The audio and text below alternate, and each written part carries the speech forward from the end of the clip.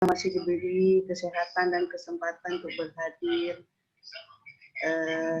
walaupun dalam keadaan secara daring atau secara virtual, tapi kita masih diberi sehat oleh Allah. Selawat beserta salam mari kita sajikan ke pangkuan kita Nabi Muhammad Sallallahu Alaihi Wasallam beserta keluarga dan sahabat beliau. Yang saya hormati tentunya pengampu mata kuliah ilmu komunikasi Bu ini, adik-adik mahasiswa dan peserta kuliah tamu yang berhadir pada acara virtual hari ini. Yang kami muliakan Bapak Dr. Insinyur Basri Abu Bakar, MSI, yang hari ini merupakan beliau adalah pemateri kita dan beliau sebagai peneliti BPTP Balitbang Tan Aceh. Selamat datang Pak Basri. Walaupun kita secara virtual, kami menganggapnya Bapak sudah di depan kami ini. Dan hari ini kita akan mendengarkan materi kuliah tamu kita, yaitu tentang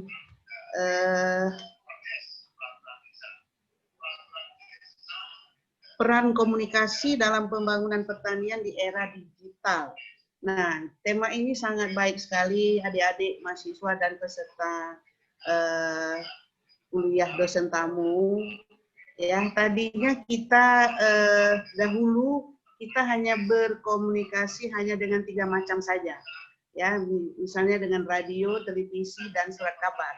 Nah, di era digital ini banyak sekali cara-cara berkomunikasi, bisa dengan handphone dan sosial media lainnya. Maka dari itu kita sebagai akademisi, ya dosen, adik-adik mahasiswa nanti setelah selesai dari sini harus bisa menggunakan itu. Karena apalagi di era pandemi ini, alat komunikasi seperti sosmed itu paling penting karena kita secara aturan juga dilarang untuk berkerumun dan sebagainya, banyak batasan-batasan. Maka dengan tema hari ini bagus sekali ini, dan petani, pengelola pertanian juga sekarang sudah modern ya, sudah tidak ketinggalan lagi. Kalau kita masih pakai model lama, model secara birokrasi, misalnya kita masukkan surat, masuk dulu ke kepala dinas, dua. Nah, kalau tentang hama kita suruh minta kendalikan dengan misalnya kita minta bagaimana cara-cara pengendalian dengan penyuluh, itu nyampenya mungkin ke lapangan, ke area pertanian itu bisa paling cepat itu seminggu kalau model lama itu model birokrat. Nah, jadi sekarang dengan adanya komunikasi era digital ini kita tinggal angkat telepon atau sudah ada sistemnya. Itu kalau di daerah Jawa itu khususnya di Jawa Barat itu sudah ada grupnya itu. Nah, jadi kalau misalnya kita padi diserang oleh ini, kita bisa bertanya langsung. Nah, di era digital ini nggak pakai surat menyurat lagi secara zaman dulu ya. Nah, atau dengan bisa dengan akademisi, bisa langsung dengan balai-balai yang berhubungan dengan pertanian. Nah, jadi untuk itu adik-adik dan peserta lainnya, mari kita gunakan momentum hari ini ya, manfaatkanlah dan jangan ditutup videonya atau kemana-mana perginya hanya dibuka seperti itu saja. Dengarkanlah baik-baik, ini penting sekali mata kuliah ini karena komunikasi itu penting ya. Nah, untuk itu adik-adik mohon dimanfaatkan sebaik-baiknya. Terima kasih Pak Basri, selamat datang ke tempat kami walaupun secara virtual, mudah-mudahan di lain kesempatan nanti kalau tidak pandemi lagi Bapak bisa ke Kota Langsa. Di Kota Langsa mungkin Bapak sering juga ke Kota Langsa. Cuma saya infokan lagi banyak tempat wisata kita Pak ya. Ini dengan wali kota kami ini giat membangun tempat-tempat wisata yang baik dia secara hutan lindung dan sebagainya banyak di sini. Ya apalagi kulinernya Pak ya di sini spesialis ikan sembilang, mungkin Pak Basri sering makannya. Ya, kalau misalnya hari ini nggak virtual kita bisa ngajak Pak Basri makan ikan sembilang. Dan di tempat kami ada 3 prodi Pak, ini ada agroteknologi, agribisnis, dan aquacultur. Jadi aquacultur itu kami diutamakan tentang ikan sembilang Pak. Ya, kalau di agribisnis ya bisnis keduanya lah agro dengan agri. Mungkin itu saja yang dapat saya sampaikan. Sekali lagi mohon adik-adik mahasiswa dan peserta semua untuk mendengarkan kuliah tamu dari Bapak Dr. Insinyur Basri Abu Bakar. MSI. Mohon maaf.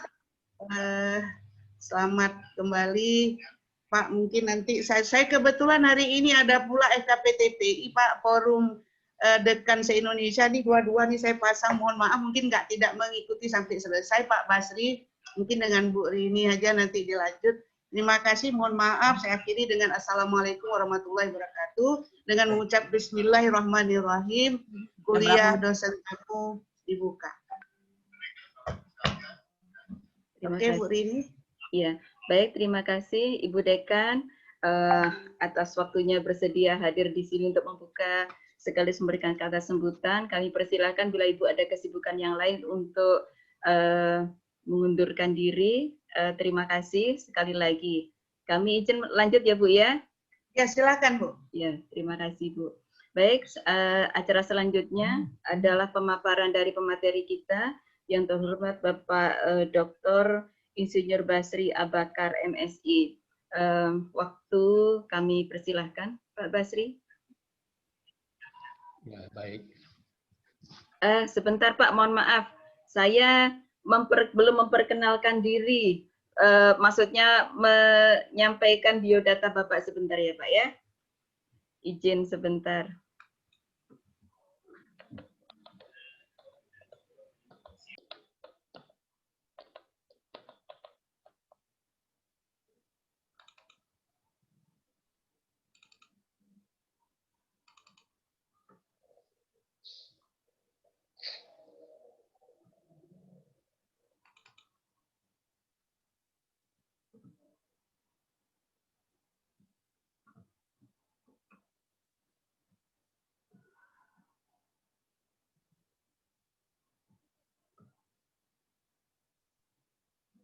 Maaf, kendala teknis sebentar, Pak.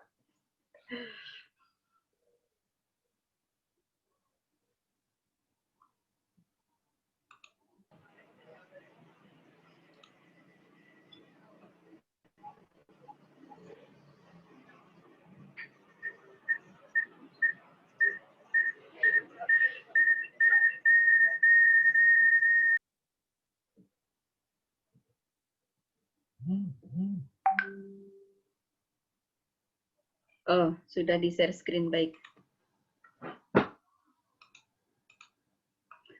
Ini adalah saya sampaikan sedikit daftar riwayat hidup dari pemateri kita. Bapak, nama lengkap beliau adalah Dr. Insinyur Haji Basri Abakar MSI.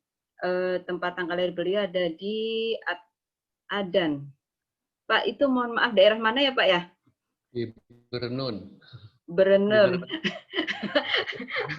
Agak susah kalau apa lidah Jawa Pak, Berenun gitu kan.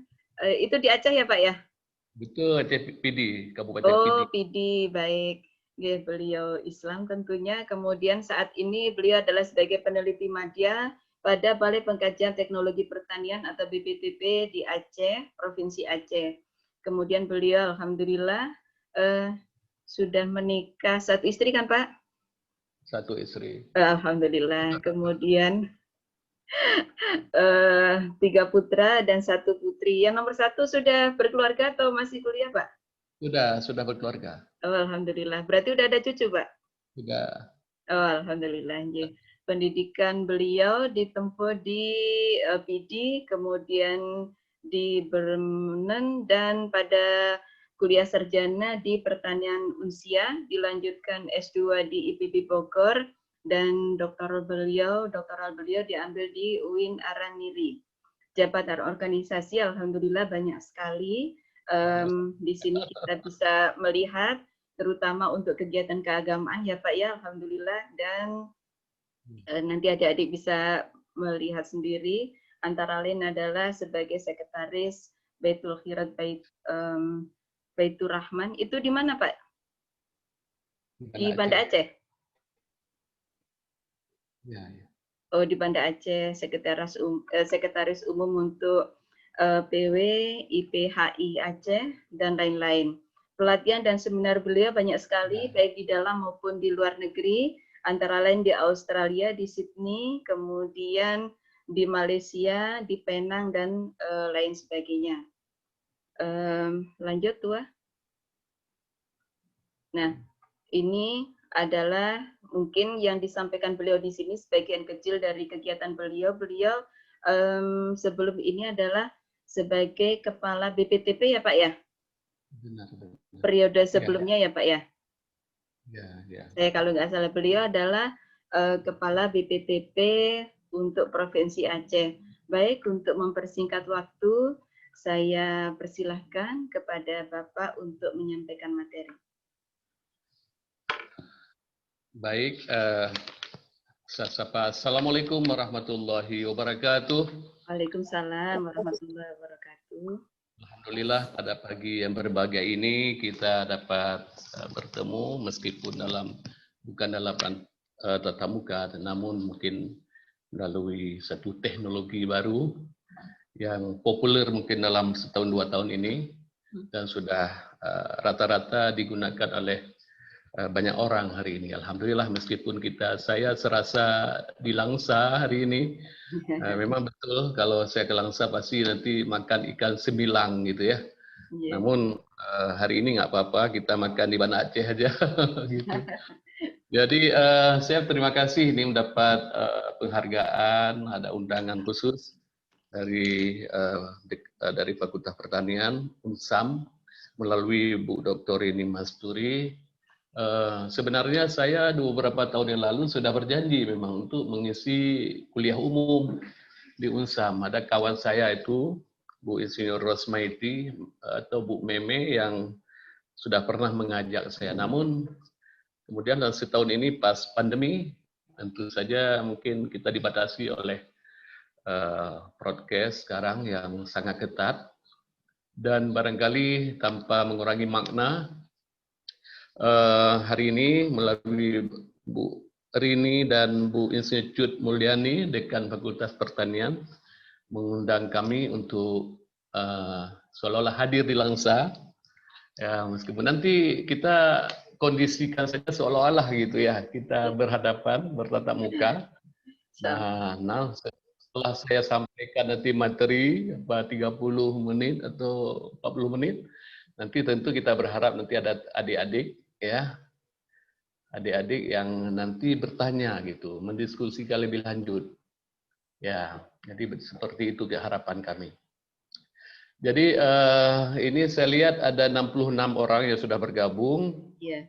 Kita harapkan nanti hari ini adalah peran komunikasi dalam pembangunan pertanian di era digital. Nah, ini jadi judul ini mungkin tidak asing, bahwa ada keyword di situ adalah komunikasi, ya komunikasi. Kemudian bagaimana kita kaitkan nanti di era yang kita alami sekarang adalah era digital, bukan era lagi tradisional. Tidak lagi kita harus ke sawah menyuluh langsung, tapi hari ini harus kita gunakan media-media yang ada, yang tidak kalah pentingnya, bahkan dalam hitungan 1 detik, ya pesan yang kita sampaikan itu bisa sampai ke user atau petani. Nah, silakan lanjut barangkali. Diperbesar boleh ya? Ya, oke. Ada yang ingin membacakan nggak ayat ini? Salah seorang mahasiswa, mahasiswi, saya minta bisa menghidupkan mikrofonnya. Siapa? Ada Bu Rini? Kita awali dengan sebuah firman Allah ya dalam surah Ali Imran. Halo? Siapa yang membaca? Nanti ada hadiah nih. Dia dari Bu Rini nanti. Iya Pak, boleh. Silakan. Silakan. Yang mau baca, mic-nya di-on-kan dulu. Saya Bu. Gitu. Volunteer. Ya. Jangan malu-malu. Nah, satu, kita Pak, nggak perlu seperti kari-kari ya. Yang penting bisa baca. Ada, kalau tidak ada, nanti terpaksa saya baca gitu. Tapi saya sangat berharap kepada adik-adik yang mahasiswa-mahasiswi, silakan. Pasti ada gitu. Ada Pak, malu-malu semester 1 soalnya Pak ini. Oh gitu. Dan kita belum malu. pernah Kasih jumpa. hadiah Bu Rini. Halo? Ya? Kita Bagaimana? belum pernah jumpa. Belum pernah jumpa. Ada Nak, silakan. Ya, baru jumpa hari ini ya. Iya Pak. Oh ada.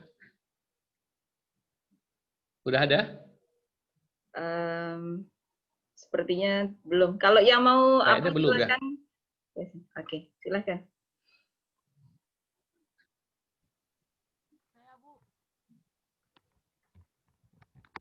Ya, itu ada ya.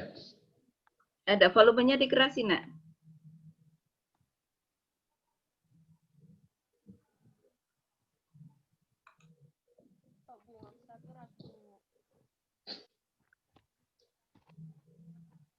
Oh, terlalu malu-malu Pak. Udah, silakan dilanjut aja Pak. Oke, baik. Nanti ada waktu lain ya. Ya. Baik, saya mulai dengan sebuah firman Allah dalam surah Ali Imran ayat 110. A'udzubillahi minasyaitonir rajim. Bismillahirrahmanirrahim. Kuntum khaira ummatin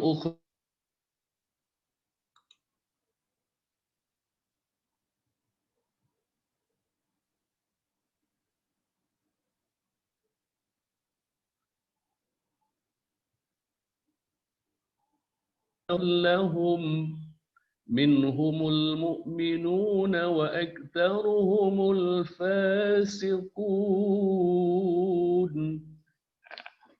Artinya, kamu adalah umat yang terbaik yang dilahirkan untuk manusia, menyuruh kepada yang ma'ruf dan mencegah dari yang mungkar dan beriman kepada Allah.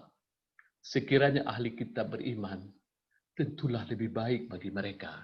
Di antara mereka ada yang beriman dan kebanyakan mereka adalah orang-orang yang fasik. Nah, adik-adik sekalian, kita lihat di ayat ini ada keywordnya di situ adalah dilahirkan sebagai manusia, kita disuruh ya, menyuruh kepada ma'ruf. Kalau kita bicara kepada menyuruh orang lain, pasti kita berdakwah. Di situ ada peran komunikasi di situ. Nggak mungkin kalau kita nggak pintar berkomunikasi dengan orang, kita mampu atau berhasil membujuk orang lain untuk berbuat baik. Nah, itu salah satu bahwa kita memang perlu ilmu komunikasi. Sebagai komunikator itu siapa? Kalau di lingkungan kampus itu bisa dosen, ya, komunikator. Kalau di bagian agama ada pendakwah, dai, khatib, penceramah. Kalau di bidang pertanian ada penyuluh, itu komunikator. Ada komunikannya siapa kalau penyuluh? Ya, petani. Nah, di kampus siapa komunikannya? Mahasiswa. Dan lebih banyak lagi adalah kita adalah berhadapan dengan manusia lain. Karena dilahirkan untuk manusia. Jadi dalam hal ini nanti materi yang kita sampaikan juga nanti berkaitan dengan public speaking nanti ya. Ada kaitan kita singgung public speaking.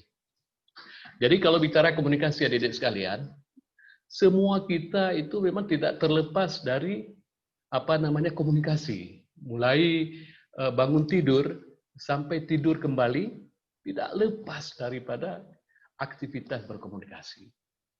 Nah, jadi komunikasi itu macam-macam, tidak hanya secara lisan, bisa tidak tulisan, bahkan merenung saja, berdoa juga komunikasi.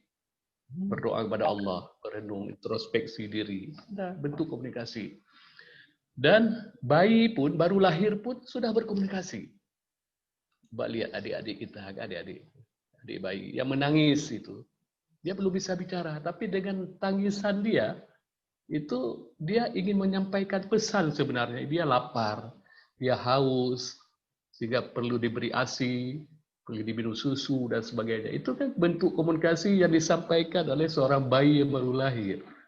Nah, demikian juga kita sebagai yang sudah remaja, meningkat ke dewasa dan sebagainya, perlu mengetahui komunikasi-komunikasi efektif, ya, sehingga bagaimana peran komunikasi terutama nanti di bidang pertanian. Nah, di era digital ini banyak hari ini komunikasi yang kita gunakan tidak lagi ya cara-cara lama, tetapi hari ini kita bisa gunakan media cetak, media elektronik, media sosial dan sebagainya. Hari ini ujung lidah kita ya ada di ujung jari kita hari ini. Ya, bangun tidur sudah kita HP, ujung-ujung jari ini. Maka kalau kita perspektif agama, ujung-ujung jari nanti diminta pertanggungjawaban oleh Allah. Nah, kita gunakan untuk apa ujung jari sehari-hari? Nah, pasti kita harapkan untuk kemanfaatan, kemaslahatan umat. Ya, silakan lanjut sebagai pengantar. Ya, kita lihat pengertian komunikasi ini banyak sekali para ahli ya yang membuat pengertian komunikasi, tapi kita rangkum sajalah gitu ya, karena kita tidak fokus di teori komunikasi. Seharusnya ini ada 1 semester ini ya. Kalau saya ngajar dulu di di sekolah tinggi penjurusan pertanian Sare sudah ditutup. Ada saya ngajar juga bagian komunikasi, ini 1 semester. Jadi komunikasi adalah sebagai kata benda noun, namanya communication, berarti pertukaran simbol, pesan-pesan yang sama dan informasi. Jadi seharusnya kalau kita sampaikan sebuah informasi kepada orang lain, seharusnya kita menyampaikan ya simbol-simbol, apakah lewat suara, lewat tanda-tanda, gerak dan sebagainya.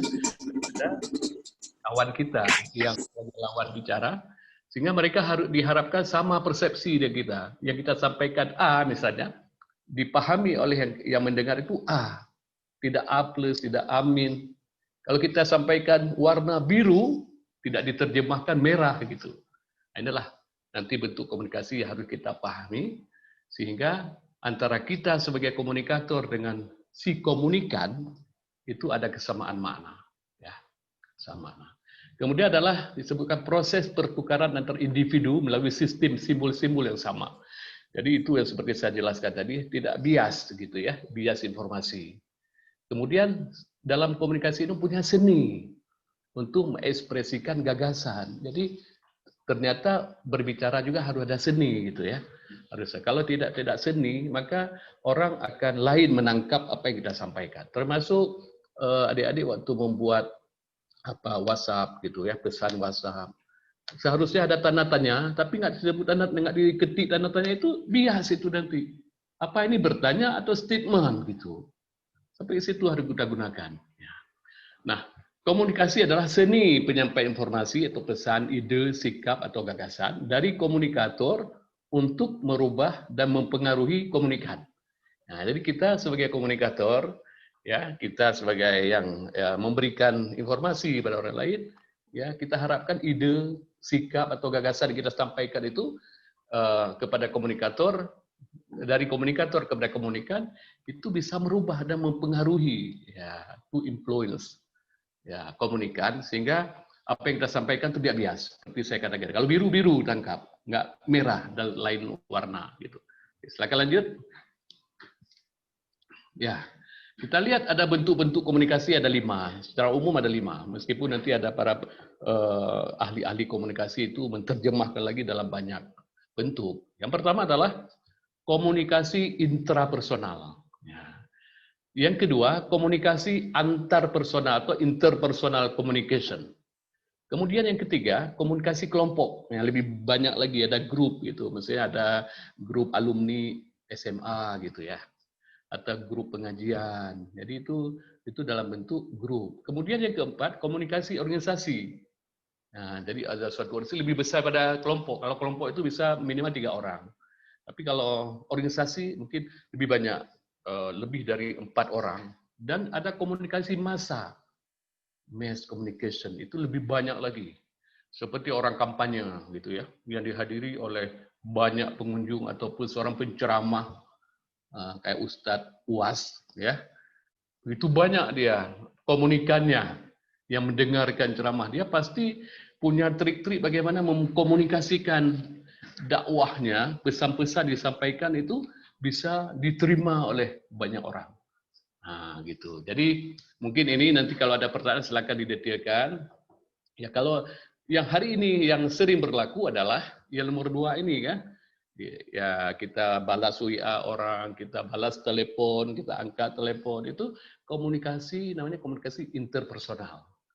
Ya, tapi kalau nanti guru mengajar ya di dalam kelas atau dosen mengajar dalam kelas itu masuk komunikasi kelompok. Nah, atau kelompok atau group communication atau organizational communication. Jadi bisa komunikasi kelompok ada komunikasi organisasi. Ya, silakan lanjut. Ya, kemudian apa itu unsur-unsur komunikasi? Ya, kita harus pahami dulu ya. Sebenarnya kalau secara umum itu ada 3 ya. 3 hal, 3 unsur.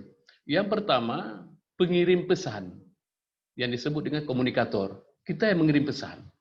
Kemudian penerima pesan, pasti kalau kita kirim pesan ada yang menerima toh. Ada yang menerima. Dan apa yang kita kirim adalah pesan, message.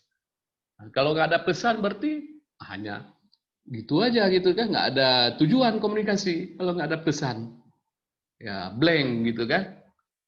Meskipun misalnya Anda berdua hanya menatap aja, tapi itu pesan juga. Ya misalnya kedip mata, apalagi kedip berkali-kali ya, udah lain lagi gitu ya. Nah, jadi itu sebenarnya kedipan itu ataupun membuat tanda-tanda tertentu simbol dengan tangan itu adalah pesan sebenarnya. Pesan. Nah, tapi yang saya katakan tadi adalah yang sering berlaku adalah komunikasi interpersonal dan yang sebagai kita definisikan adalah usaha menyampaikan pesan antar manusia sehingga untuk terjadinya proses komunikasi minimal ada 3 unsur tadi. Saya ulangi, pengirim pesan harus ada, komunikator, penerima pesan, dan pesan itu sendiri. Meskipun dalam teori komunikasi intrapersonal, itu tidak ada komunikan sebenarnya. Komunikan itu abstrak. Contohnya apa? Waktu kita berdoa. Berdoa kepada siapa? Kepada Allah. Allah kelihatan nggak? Nggak pernah kelihatan Allah. Tapi kita betul-betul berkomunikasi, ya Allah, berikan kepada saya kesehatan, ya Allah. Ya Allah, jauhkan penyakit corona, ya Allah. Kepada siapa? Allah ya, tapi nggak kelihatan. Tapi seolah-olah dia bicara sendiri gitu. Itu intrapersonal. Termasuk introspeksi diri, merenung nasib sendiri tengah malam. Itu komunikasi intrapersonal. Tapi yang kita bicara hari ini adalah komunikasi yang realita, yang bukan abstrak, yang sehari-hari sering dilakukan oleh anak manusia di muka bumi ini. Silakan lanjut. Ya, nah kita lihat model perseptual komunikasi ini kan rumit ini. Tapi apa yang saya gambarkan, yang saya jelaskan tadi, udah ada di model ini. Misalnya kita lihat yang paling kiri ya, yang kiri bulatan sebelah kiri ada pengirim, ya ada pengirim pesan.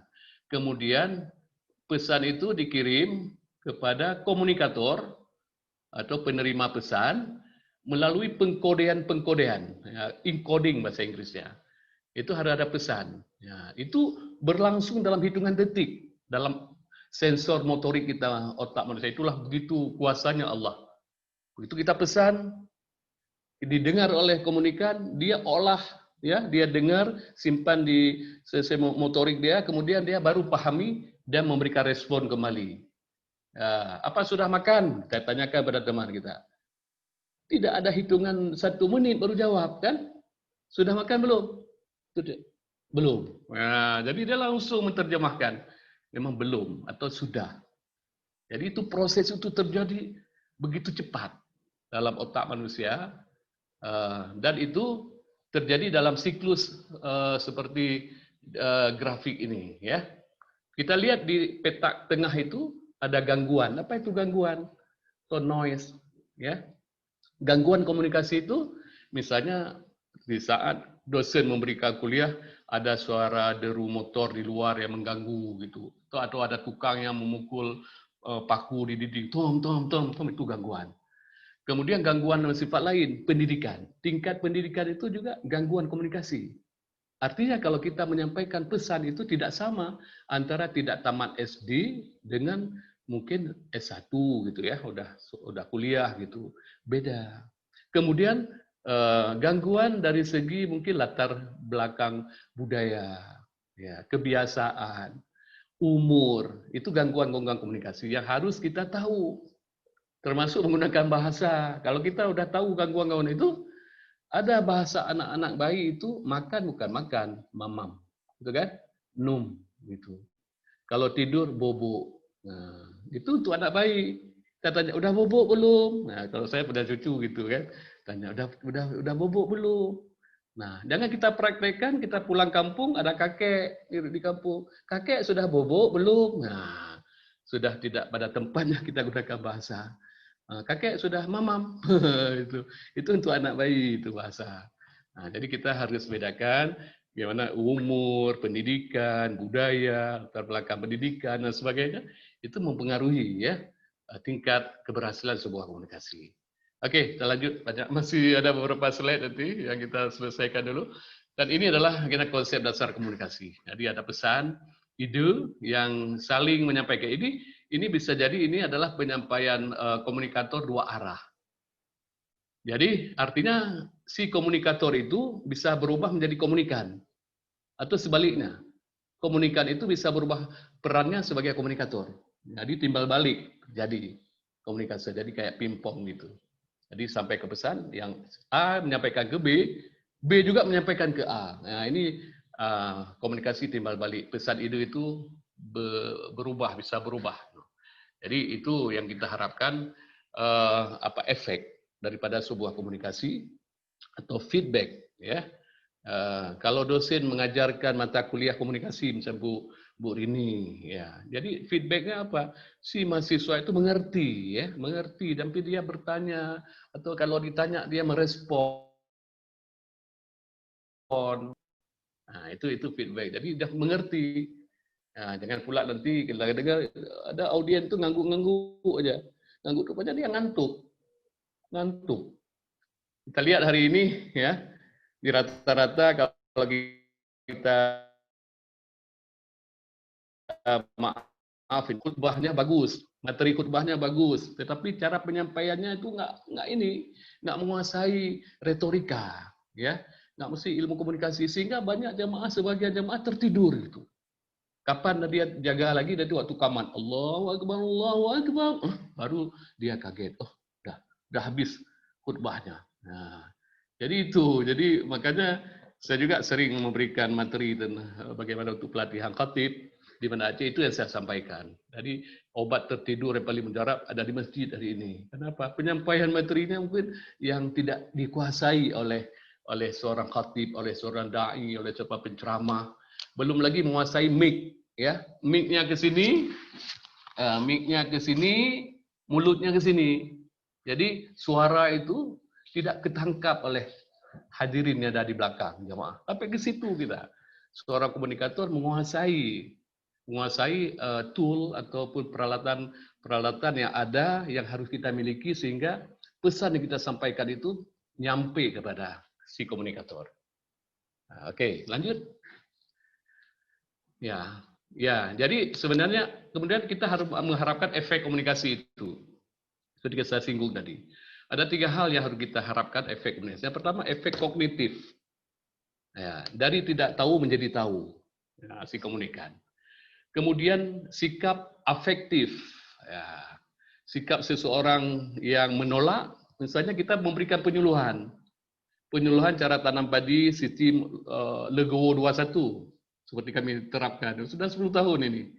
Belum berhasil juga. Nah, ini mungkin komunikasinya masih salah. Ya. Apakah apa yang kita anjurkan itu sudah diadopsi oleh petani atau tidak? Nanti belum berubah sikap yang kita ini, belum berubah perilaku.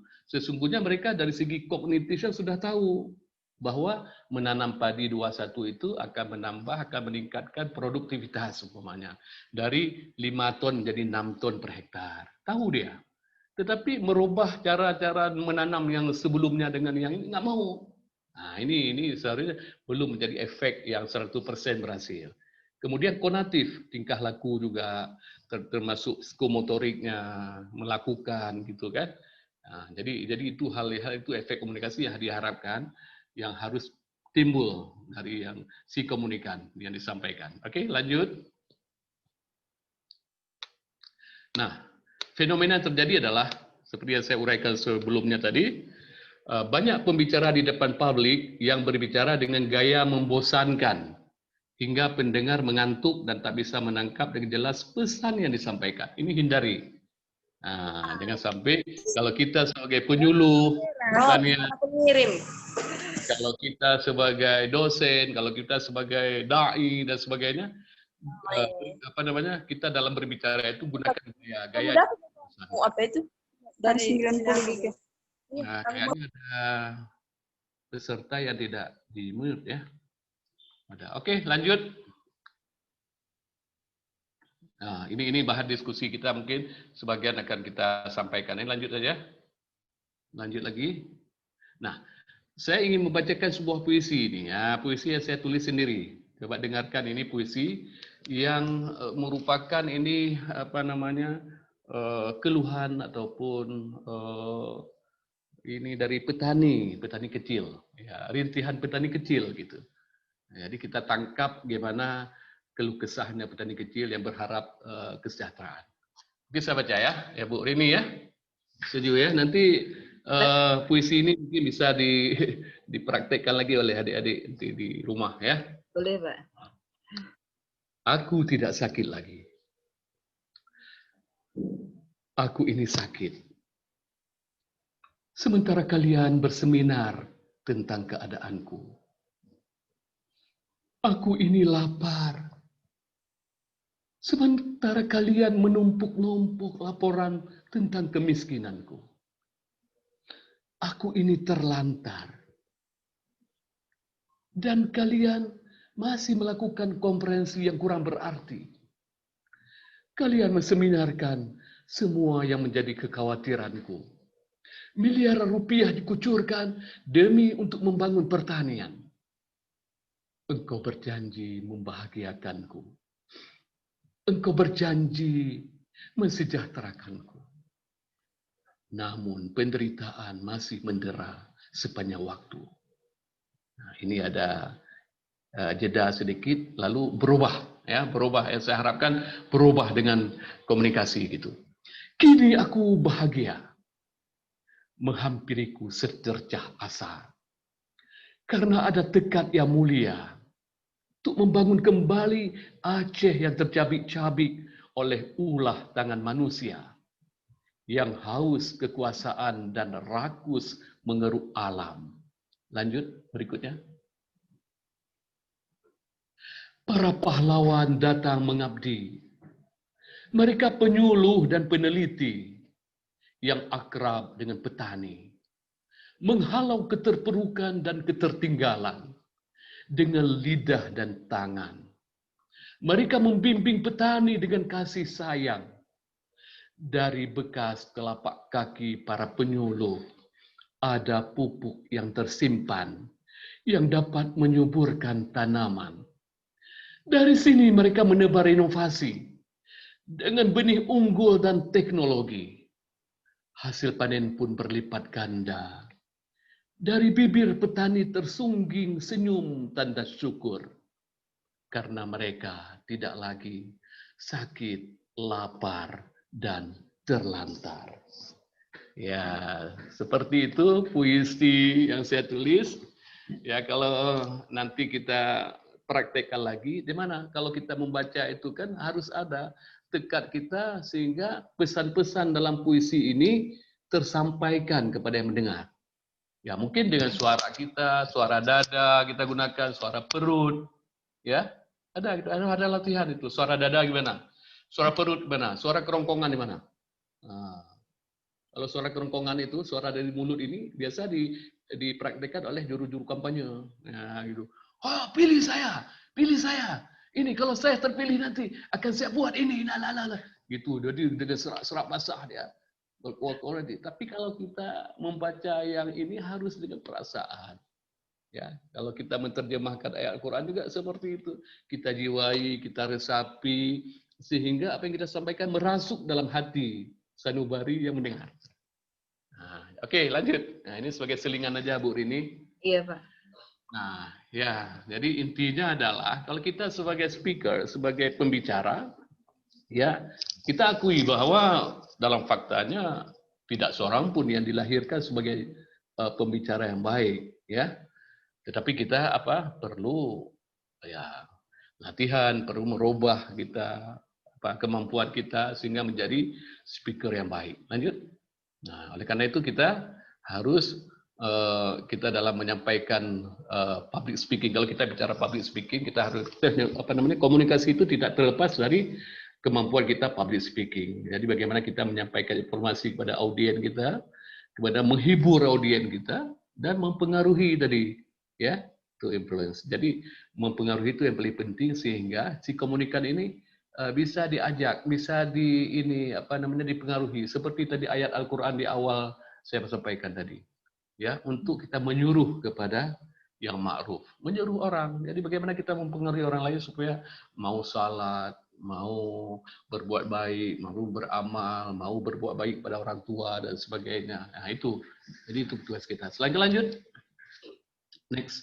Nah, oleh karena itu kalau kita tahu tadi bahwa kita tidak dilahirkan sebagai speaker, sebagai pembicara baik, maka terapkan 3L. Ya, boleh jadi maksudnya karena speaker itu ada 3L, lahir memang bakat. Nah, dari lahir dia sudah ada berbakat sebagai dia pintar bicara. Kemudian pengaruh lingkungan. Ya, juga ada sekian persen. Kalau kita sering bergaul dengan orang-orang yang bicaranya pinter, kita jadi ikut ini ya. Seperti kita bergaul dengan orang jual minyak wangi, pasti kita kecipratan wanginya di badan kita kan. Nah, seperti itu. Jadi kemudian yang ketiga latihan. Nah, terus berlatih. Ya, saya kebetulan dulu ikut qari juga gitu ya, ikut qari. Dan saya tidak pernah lahir sebagai qari gitu. Jadi imam, tidak pernah jadi dilahirkan sebagai imam, tetapi karena dia berlatih. Bagaimana kalau kita meniru Syekh Abdurrahman Sudais, saya imam dari Masjidil Haram. Bismillahirrahmanirrahim. Jadi kita tiru gitu. Jadi begitu juga dengan komunikasi ini, bagaimana kita menyuluh sehingga terkesan ya, terkesan bahwa penyuluh itu bagus. Nah, makanya saya pernah menyarankan untuk menerapkan mencegah pandemi ini, bagaimana orang mau memakai masker, mencuci tangan dan mencegah kerumunan, gunakan komunikator-komunikator yang menjadi tokoh dari masyarakat. Itu perlu, komunikator itu harus disegani. Misalnya melalui ulama. Kita gunakan ulama untuk mensosialisasikan bagaimana pakai masker. Itu perlu itu. Jadi pemerintah sudah menggunakan itu. Sehingga kalau hanya pemerintah yang keluar-keluar aja, masyarakat kadang-kadang nggak mendengar gitu. Karena nggak ada panutan. Nah, tapi kalau ulama yang menyampaikan, orang yang yang berkompeten di situ, insya Allah akan lebih dahsyat lagi pengaruhnya. Oke, lanjut. Nah, dari segi ekspresi wajah ya, ini sudah komunikasi yang tidak mengeluarkan suara, tapi dengan ekspresi wajah saja sudah orang bisa memahami kita, senyum kita, bagaimana kita waktu marah, waktu mana kesal dan sebagainya. Makanya saya pernah mengajarkan orang lain untuk senyum. Nah, jadi senyum itu ternyata ada ilmunya, senyumologi gitu ya. Nah, jadi senyum yang benar itu, Bu Rini, ya. Nanti kalau kita senyum, ujung bibir itu kita angkat. Kita angkat yang benar. Kemudian kalau kita nanti ukur, ujung bibir sebelah kanan dan sebelah kiri sama panjang, itu 1 senti. Nah, nanti adik-adik bisa pulang ke rumah, nanti berdiri di kaca, senyum. Yang ikhlas. Nah, senyum yang mendatangkan pahala, senyum yang mendatangkan orang lain nyaman gitu. Kadang-kadang senyum itu, makin kita senyum itu orang lain nggak nyaman gitu. Kan ada gitu ya. Nah, itu padahal dengan senyum itu kita menyampaikan pesan kan, menyampaikan pesan komunikasi juga lebih senyum. Oh dia senyum, berarti senang dengan saya. Oh dia cemberut, lain lagi gitu. Nah, makanya kalau kita berbicara, termasuk pastikan mata tidak terpaku pada suatu objek.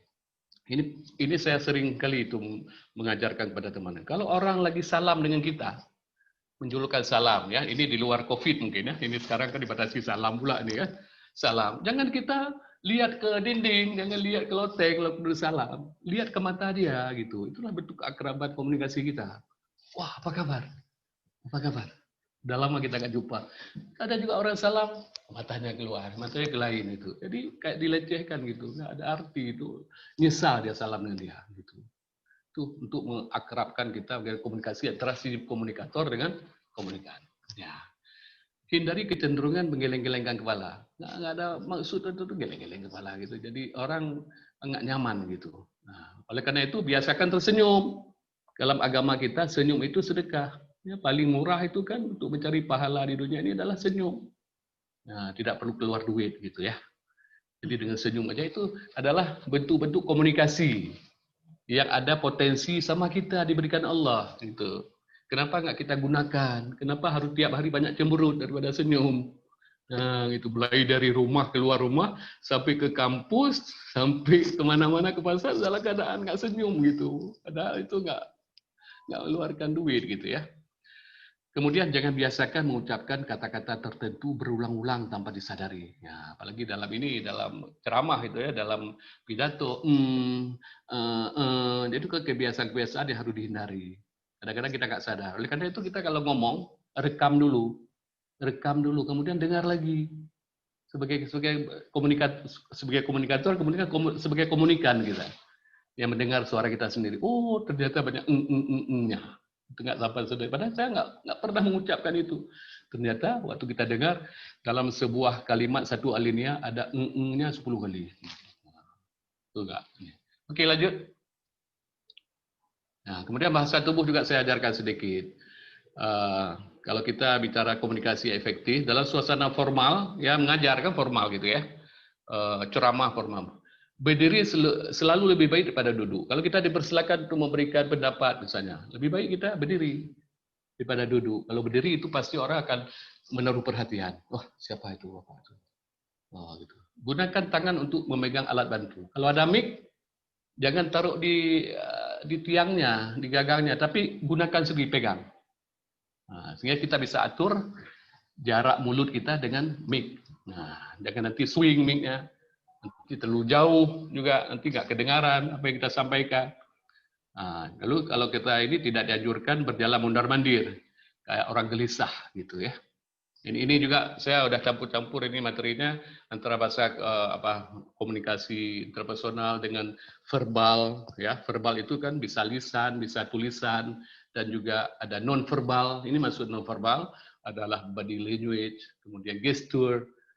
Itu udah masuk, semuanya kita rangkum, kita kolaborasi menjadi satu sehingga kita menjadi speaker yang baik. Itu harapan saya.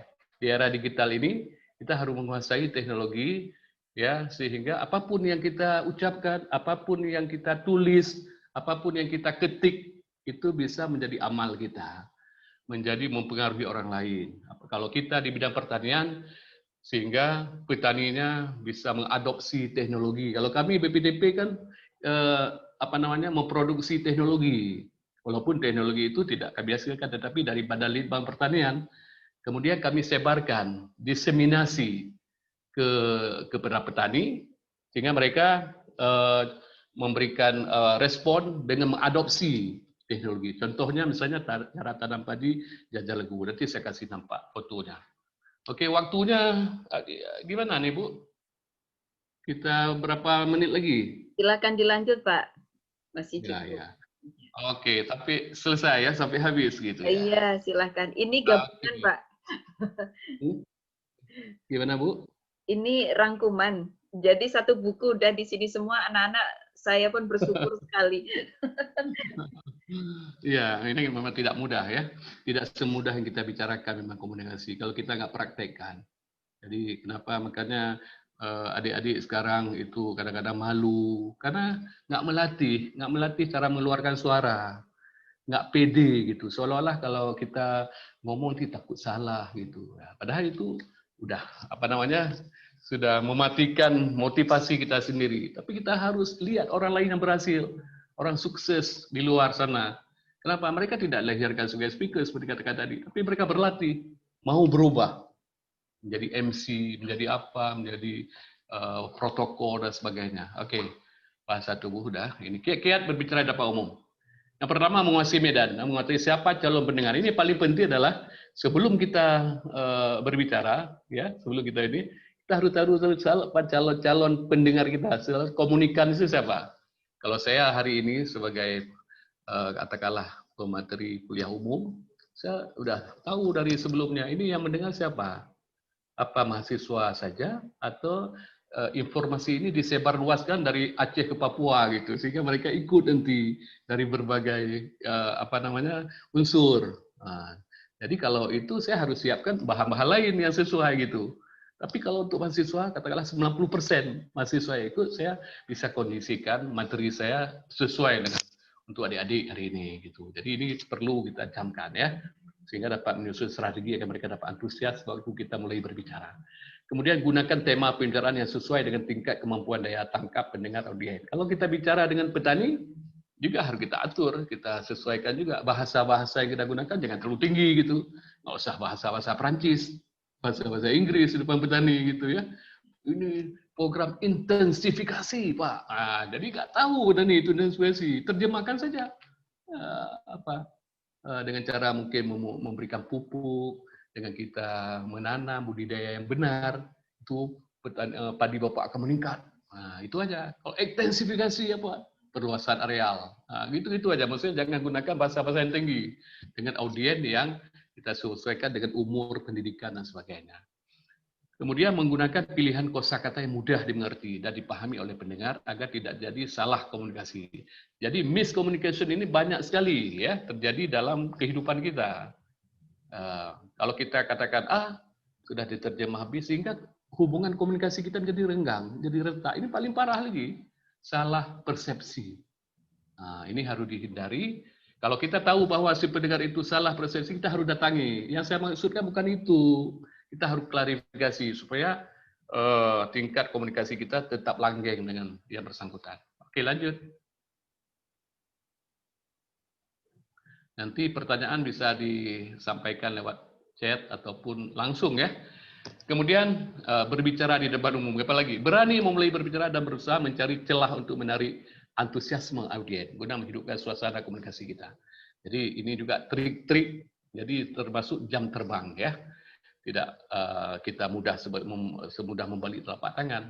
Jadi sekali dua kali ngomong kita langsung oke. Tapi kita terus berbicara, nanti kita tahu mengevaluasi diri. Oh ternyata kalau bicara begini, nanti audiensnya ngantuk. Kalau saya berbicara seperti ini, di audiensnya tidak menarik. Mereka melihat-lihat lagi, malah mau keluar. Yang paling susah kan waktu pelatihan petani, Bu. Waktu kita pelatihan petani, kalau kita nggak pintar menarik minat mereka, memberikan materi yang menarik, mereka ada yang keluar merokok, mencari kopi di luar. Tapi kalau kita buat dinamika kelompok, ya, dengan entah apa permainan-permainan tepuk tangan, permainan-permainan yang ini, jadi mereka tidak sadar, mereka antusias mengikuti sampai selesai. Nah ini yang kita harus ikat mereka. Tanda petik ikat mereka dengan trik-trik ataupun ya strategi komunikasi kita yang harus menarik mereka. Oke. Kemudian berusaha tenang untuk menghindari yang tadi alur berpikir yang melompat-lompat, cerita yang tidak runtut sehingga dapat membuat pembicaraan kita terlihat tidak tertentu. Nah, tidak tentu arahnya. Oke, lanjut. Lanjutnya. 3 hal yang harus diperhatikan oleh adik-adik kita semua sebagai koordinator.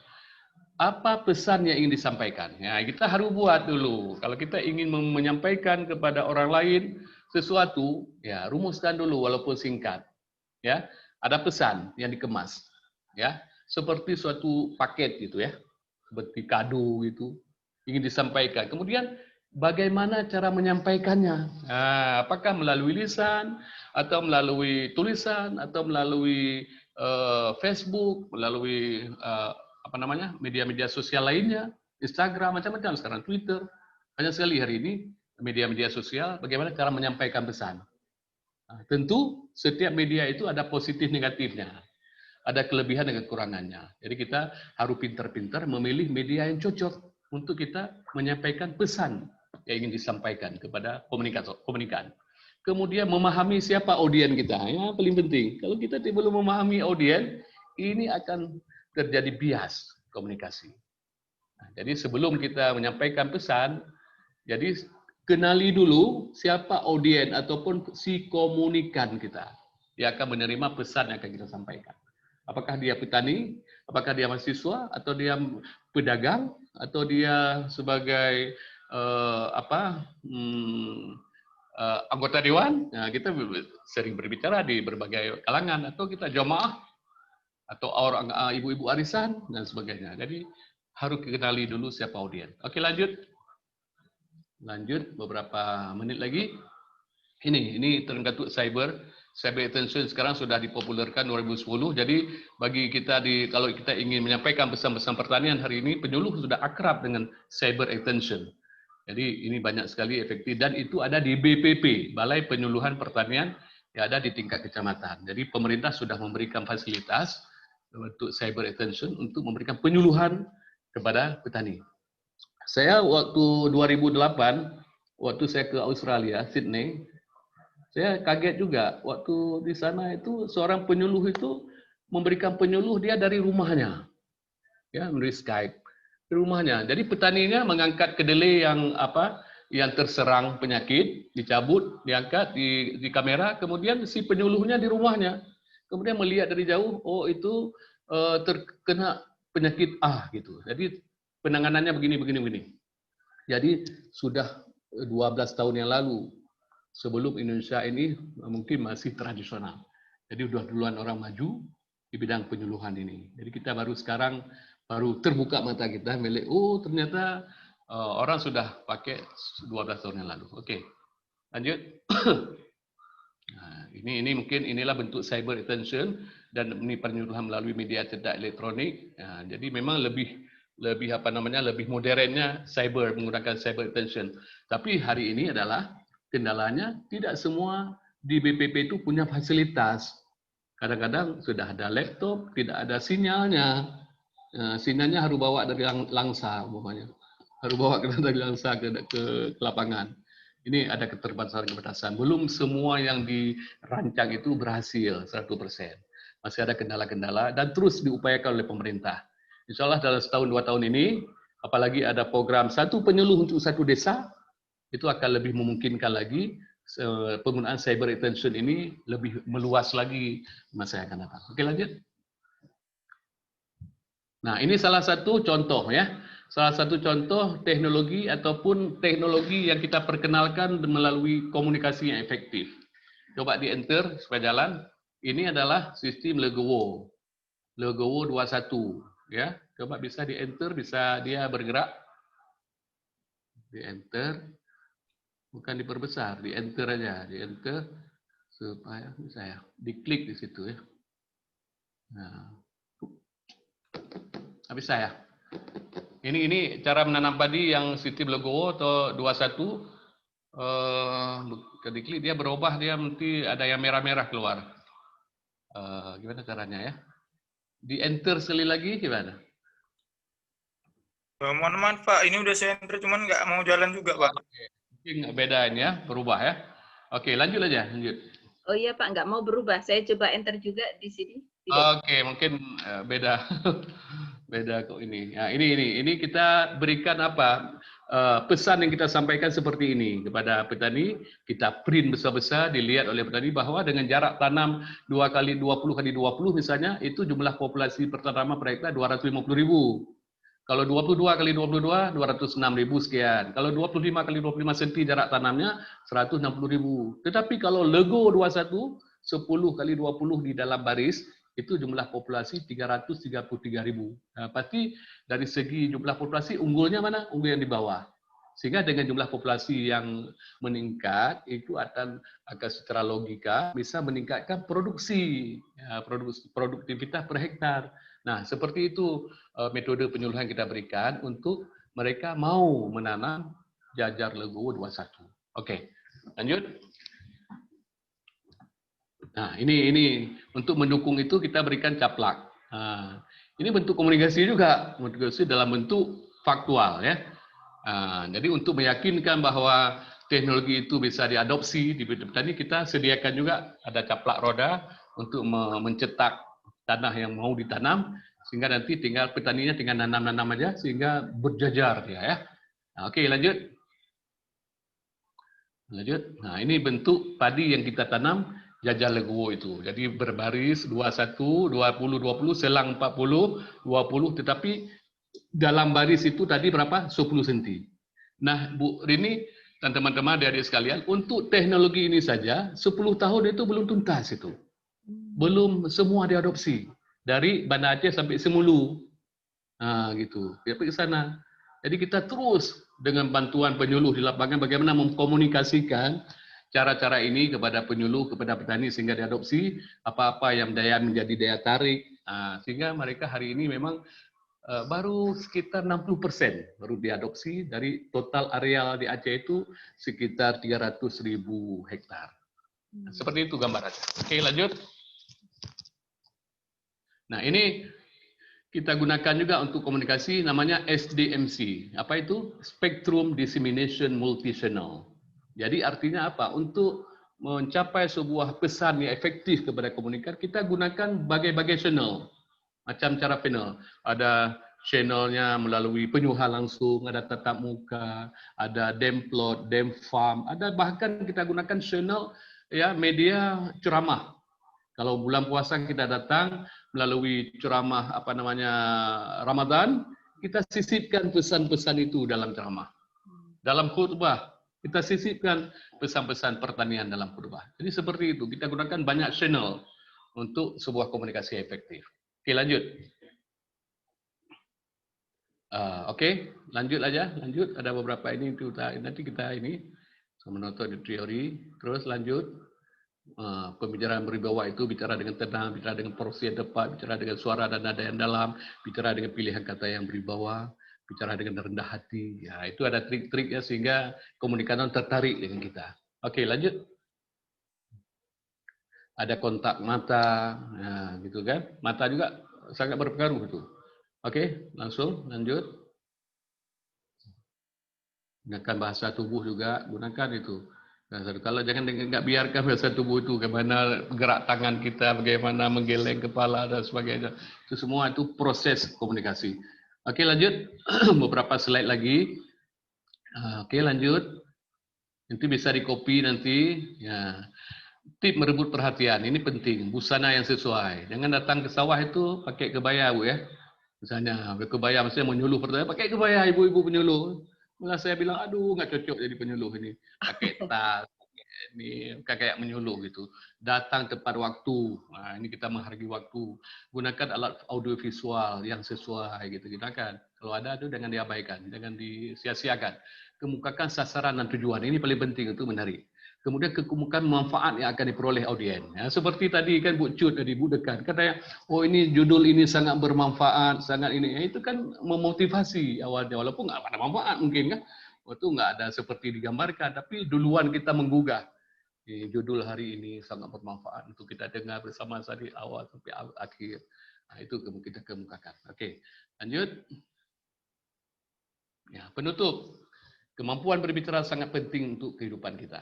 Perlu menyesuaikan bahasa dan tulisan dengan bahasa lisan. Siapa saja bisa menguasai public speaking, ya. Jadi tidak dilahirkan harus si A sebagai public speaking. Semua kita bisa menguasai asal kita berlatih dan berlatih. Jika Anda sadar tidak dilahirkan sebagai speaker, maka berlatih dan berlatihlah. Terakhir, kita bisa berubah. Coba lanjut. 2 slide lagi. Dan bagaimana kita sehari-hari, apakah sebagai dosen, sebagai mahasiswa, sebagai penyuluh, peneliti, sebagai apapun, saya mengambil aksioma rumus matematik ini.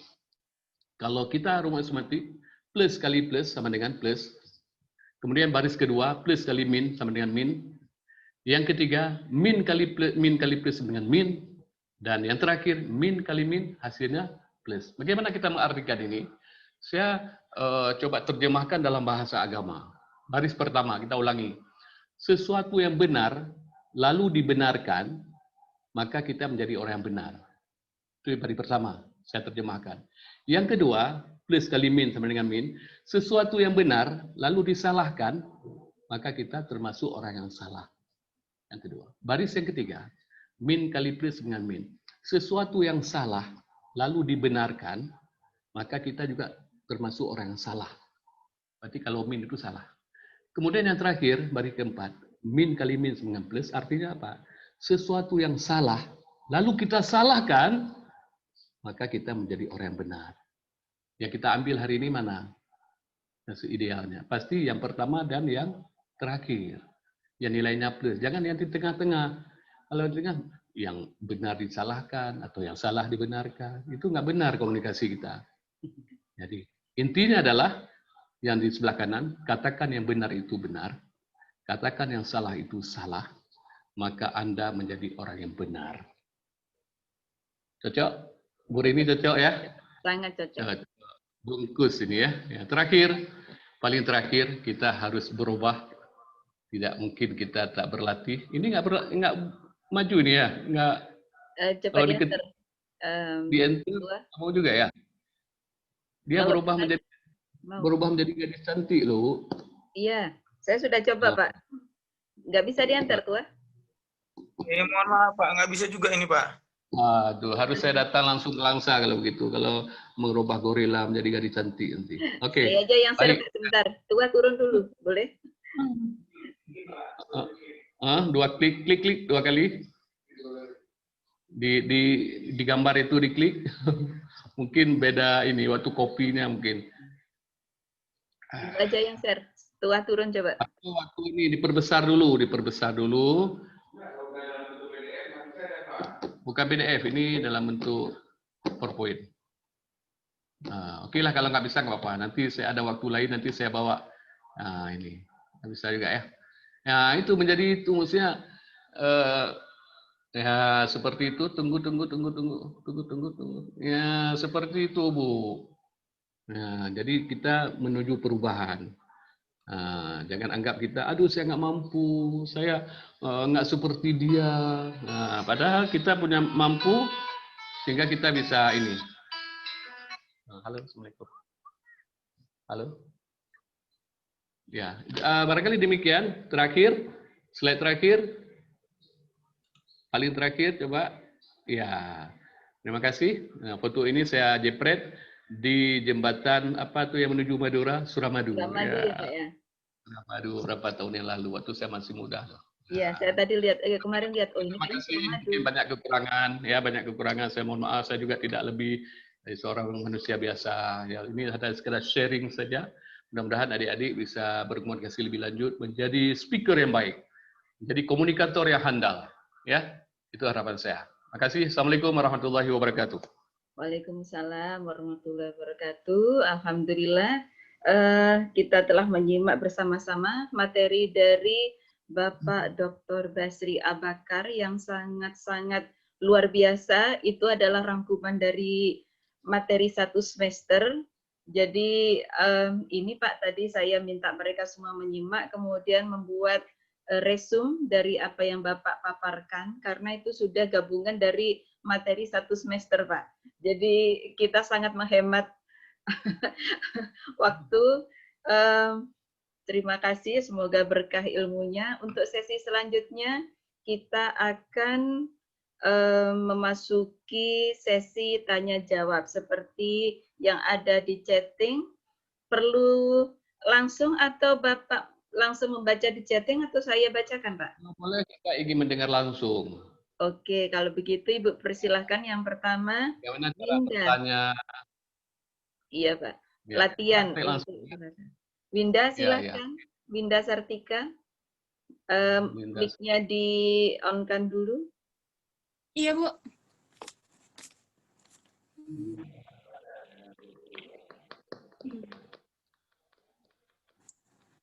Videonya juga dihidupkan.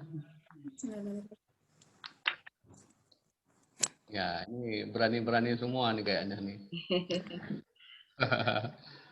Assalamualaikum Ya, warahmatullahi wabarakatuh. salam warahmatullahi. Warahmatullahi wabarakatuh. Pak, saya ingin bertanya, bagaimana komunikasi dapat merubah dan membangun pertanian Indonesia lebih maju dan bagaimana itu bisa dilakukan? Jadi bagaimana komunikasi Dapat merubah membuat petani. Indonesia lebih maju dan bagaimana cara melakukannya? Ya, Winda. Silahkan, Pak. Terima kasih, Langsung Pak. aja ya dijawab ya. Ya, boleh, Pak. Ya, karena yang Silakan. lain-lain mungkin hampir mirip ya, Pak ya. Nanti tidak apa-apa, mereka biar latihan langsung bertanya. Ya, Silahkan. oke. Baik, Adik Winda nih, dari ini mahasiswi Unsam juga ya? Iya, Pak. Ini mata kuliah semester 1, Pak, semua. Oke, jadi kalau pertanyaan agak umum ya, bagaimana komunikasi itu dapat merubah petani Indonesia lebih maju dan bagaimana caranya. Ini memang agak komprehensif jawabannya, karena memang kalau kita ingin merubah petani lebih maju, arti maju itu apa? Arti maju itu mungkin dari segi pendapatannya sudah meningkat, kan?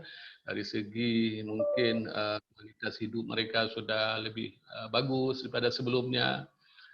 Memang kalau kita mengacu kepada luas lahan petani rata-rata di Aceh, apalagi di Aceh, di Indonesia mungkin sama juga mungkin, ya barangkali 1,5 hektar per kakak tingkat kepemilikan. Kalau di Aceh hasil survei kami hanya 0,3 hektar per kakak, jadi sangat sedikit dan sangat-sangat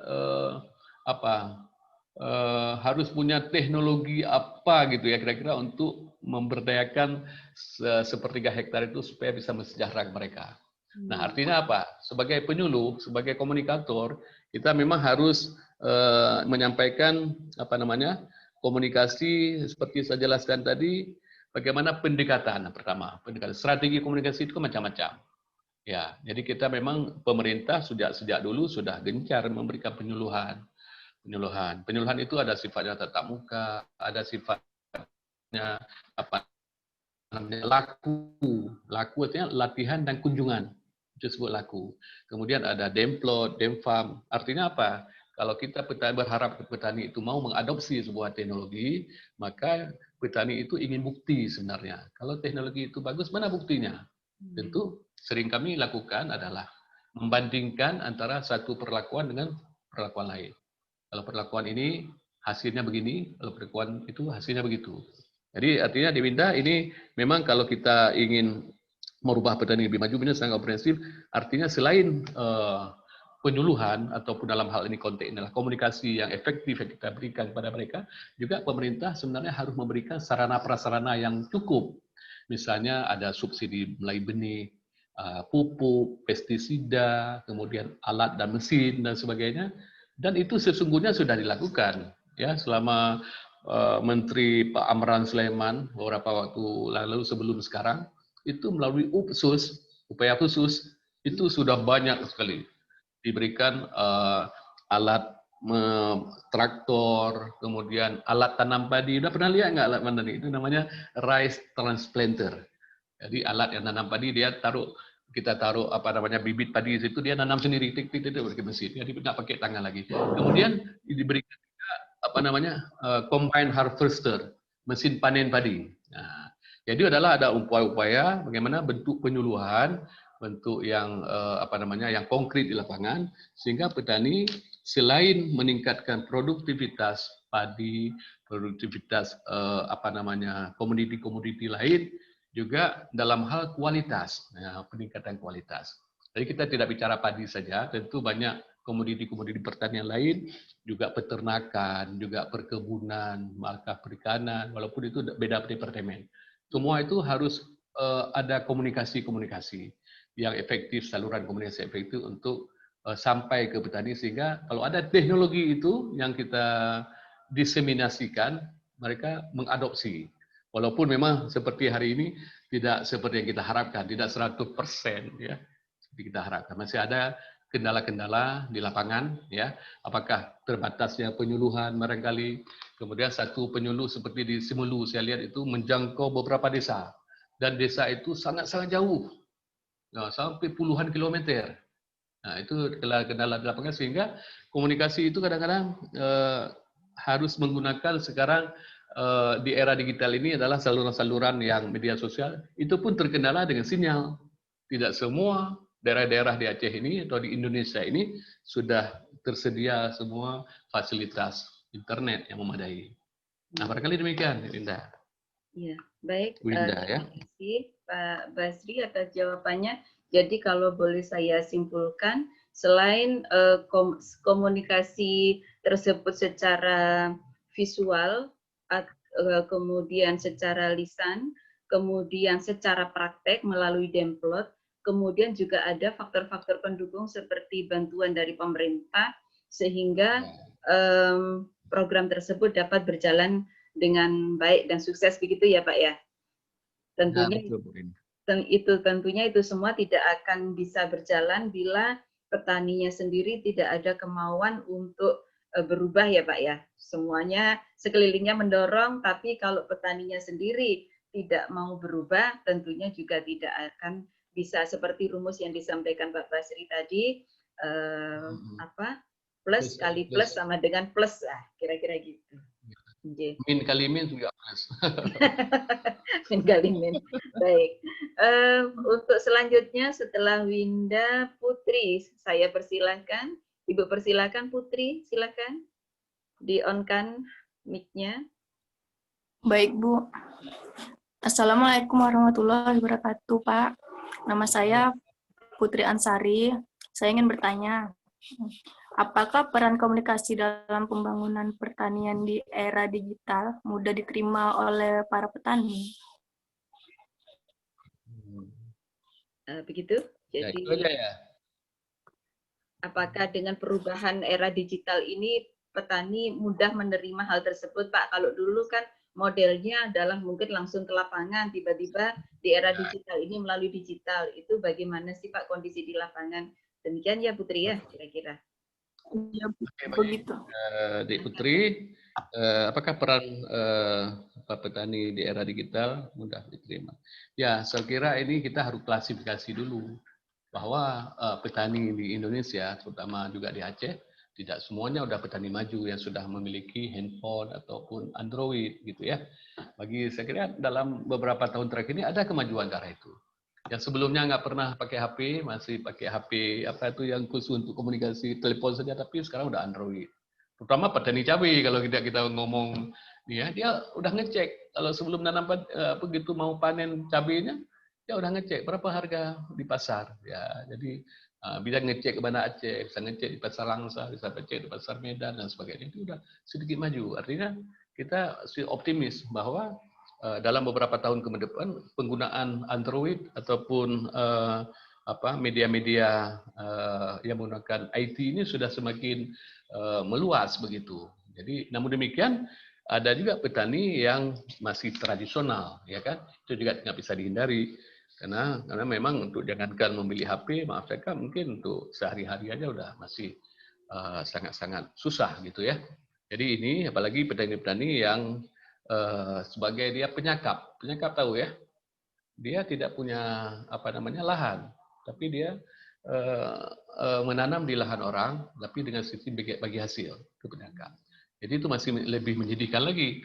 Jadi kita memang berharap bahwa untuk era digital ini, petani-petani misalnya untuk petani perkebunan, misalnya kakao, ya, kemudian sawit. Nah, jadi tidak hanya petani-petani yang kita harapkan kalau yang di kampung-kampung atau di pedalaman itu otomatis itu tidak seperti kita harapkan. Jadi memang butuh waktu. Nah, idealnya memang kalau di era digital ini siapapun dia harus akrab dengan ini. Kalau tidak dia akan ketinggalan informasi. Nah, dulu kan yang tahu menggurangkan walaupun nanti dia pakai telepon orang jual emas. Orang jual emas kalau nggak dia dekat dengan IT ini, dia akan rugi. Nanti tahu-tahu di dunia udah naik harga emas, dia masih menjual harga yang kemarin umpamanya. Wah, udah kacau lagi. Satu manyam emas berapa? Kalau dia sempat jual 20 manyam emas, dalam sehari udah rugi. Orang udah beli sebanyak-banyaknya. Itulah mungkin ke depan era digital ini harus kita akrabkan lagi. Dan pemerintah tentunya memberikan fasilitas juga. Ya, mungkin walaupun orang udah punya HP, tetapi nggak ada towernya, sinyalnya di tempat-tempat tertentu, sehingga saya lihat mahasiswa itu yang harus naik gunung untuk cari sinyal. Iya, Pak. Apalagi ini belajar daring kan dari mahasiswa selama COVID ini, ada yang mencari sinyal itu naik ke tempat-tempat tinggi kayak mencari ikan, gitu ya. Jadi ini masih ini, jadi harus dimaklumi bahwa keterbatasan, apalagi Indonesia ini kan luas sekali, ya. Aceh juga luas. Luas sekali dengan 23 kabupaten kota ini masih perlu dimekarkan lagi ya, menjadi lebih ini lagi. Barangkali demikian Putri, mungkin kurang puas, mungkin gitulah kenyataan ini. Kita memang tidak semua kita berharap kita hari ini tidak semua petani sudah maju, sudah akrab dengan era digital ini. Ya, oke. Baik, terima kasih Pak Basri. Selanjutnya Sri Armayanti, mau disampaikan langsung nih? Silahkan. Ini putri-putri semua ya, mahasiswi semua yang bertanya ya. Ada Pak, ini Zulya, sebentar lagi Pak. Ini saya karena sesuai dengan nomor urut, Sri Armayanti. Silahkan. Sri Armayanti. Ada? Ada, Bu. Oh iya, silahkan. Assalamualaikum warahmatullahi wabarakatuh. Waalaikumsalam. Bagaimana cara komunikasi area dengan tempat itu bisa menjadi lancar? Diulangi boleh? Diulangi, ini kurang kedengaran di sini. Bagaimana cara komunikasi antara yang aktif dengan yang pasif itu bisa menjadi lancar? Sekian, Pak. Jadi kan, Oke, ya menarik ini ya. Memang kita harapkan tadi seperti saya katakan bahwa antara komunikator dengan komunikan ini kan ada saling memberikan informasi ataupun walaupun satu arah, karena sifat komunikasi itu ada yang satu arah. Dari komunikator ke komunikan diterima saja, nanti diberikan feedback. Tetapi ada juga yang dua arah. Jadi yang komunikator ke komunikan atau sebaliknya, berganti arah komunikan ke komunikator. Nah, persoalannya ada satu pihak yang pasif, satu yang aktif. Nah, gimana caranya? Jadi kita lihat apa penyebabnya apa dulu pasif. Sehingga pasif. Kalau kita sampaikan informasi dia nggak respon atau responnya mungkin nggak seperti kita harapkan. Jadi kita harus telusuri dulu apa kekurangan dia. Apa dari segi gangguan pendengaran ataupun mungkin pergaulannya, atau kurang pede dalam pergaulan, dan sebagainya. Nah, kalau itu kita sudah tahu penyebabnya, kita harus terapi dulu, kita berikan saran masukan bahwa sehingga yang kita pesan, yang kita sampaikan itu dia juga bisa merespon, bisa aktif gitu. Nah, contohnya seperti tadi, kalau kita aktif memberi salam misalnya, menjulurkan tangan kita salam, tapi dia cuek aja gitu ya, itu nggak aktif kita, malah kita tersinggung. Bagaimana caranya? Kadang-kadang orang kalau ditegur itu menjadi tersinggung gitu ya dalam komunikasi ini. Jadi hati-hati juga. Ya, jadi artinya kalau ada seperti itu bisa juga dimaklumi gitu ya. Dimaklumi, oh memang udah tipenya seperti itu. Tapi kalau kawan dekat, kita bisa memberikan masukan dengan cara-cara yang ruhama ubainahum, dengan cara yang lembut, dengan cara yang tidak tersinggung, dengan cara dia juga nanti menghargai apa yang kita berikan gitu. Saya kira ini tergantung kedekatan emosional antara si komunikator dengan komunikan. Kalau memang untuk satu kali komunikasi dengan dia lalu dia pasti ya dibiarkan saja nggak apa-apa. Tapi kalau nanti berulang lagi, itu saatnya kita memberikan sesuatu kepada dia dengan cara-cara yang baik, cara-cara yang baik gitu, sehingga mereka juga bisa berubah. Ya, karena dia akan berpengaruh juga nanti bukan hanya dengan kita sebagai komunikator. Bagaimana nanti dengan komunikator-komunikator lain? Nah, jadi ini dialami oleh seorang dosen, mungkin seorang guru terhadap anak didiknya. Ada yang aktif, ada yang pasif. Bahkan dalam komunikasi kelompok saja kami memberikan pelatihan kepada petani, umpamanya ya. Ya, ini komunikasi kelompok mungkin. Ada ibu-ibu yang bertanya, saya setuju saja Pak. Ya, gitu juga pasif. Gitu kan. Jadi sami'na wa ta'na gitu ya. Saya dengar, saya ikut gitu. Tapi bagaimana kesepakatan aja? Ada seperti itu, nggak mau repot-repot dia, nggak mau kita minta pendapat gitu. Bagaimana masukannya bagaimana dalam rapat-rapat, misalnya di kampung, misalnya ada maulid, rapat maulid ini. Ada juga yang diam aja. Ini kan saya tidak sempat memberikan tadi ada tipe-tipe orang yang dikaitkan dengan tipe-tipe makhluk Allah lainnya. Ada yang sifatnya seperti kucing orang. Ada yang sifatnya seperti kura-kura. Ada sifat seperti kelinci. Ada semua. Ada slide yang saya siapkan sebenarnya. Kalau itu nanti mungkin saya lain kali nanti kalau ceramah langsung. Itu kita harus maklumi. Oh ini tipe kura-kura. Dia susul membunyikan kepalanya dalam tempurungnya. Gitu. Ada ini tipe kucing yang lari, ya kan? Yang lari kalau ada masalah dia lari. Gitu. Ada tipenya kudanil. Kudanil itu apa? Kan sering menguap ya dalam ruang itu. Dia duduk di belakang, jadi dosen lagi ngajar dia wah itu kudanil, itu tipe kudanil, itu maklum aja, itu tipe kudanil orangnya. Nah, jadi begitu juga tipe-tipe lain, ada kuda, ada harimau, ada tikus. Nah itu ada ahli-ahli komunikasi sudah melihat karakter-karakter manusia itu yang mirip-mirip dengan hewan. Nah, gitu. Oke, begitu ya. Jadi harus begitu seperti itu. Baik, terima kasih Pak Basri. Untuk pertanyaan selanjutnya hampir-hampir mirip ya Pak ya. Saya jadi langsung memilih untuk Nurmeria Agustin. Silahkan Nurmeria. Ini mahasiswi juga ya? Yang lain-lain hampir sama. Pingin aktif dan pasif itu bagaimana. Jadi saya memilih topik yang lain. Nurmeria. Assalamualaikum warahmatullahi wabarakatuh. Waalaikumsalam. Salam. Saya Nurmeria Agustin ingin bertanya bagaimana solusi untuk membenahi bahasa komunikasi yang kurang baik di kalangan remaja sekarang ini. Terima kasih. Oh, ya. Silahkan Pak Basri. Oh ya ini. Jadi sebenarnya ini kalau bahasa remaja kan ada bahasa sendiri dalam komunikasi. Sebut bahasa gaul gitu ya. Yeah. Bahasa prokem ya. Cuman saya inginkan gini, kalau bahasa prokem itu, bahasa gaul itu digunakan kalau dengan sesama temannya gitu. Kan beda nanti kalau kita bicara dengan orang tua kan harus rubah itu. Kalau kan disitulah akhlak kita, akhlak seorang remaja gitu. Jadi seorang remaja itu seharusnya ada bahasa-bahasa yang lebih yang lebih baik didengarnya gitu ya. Saya mungkin nggak bisa kasih contoh, mungkin ada contoh-contoh mungkin yang ngomongnya cepat-ceplos dengan temannya dengan bahasa-bahasa yang kalau sesama temannya itu biasa aja bahasa itu digunakan. Lo, gue gitu kan bahasa itu. Tapi begitu kita ngomong dengan guru kan nggak pantas seperti itu.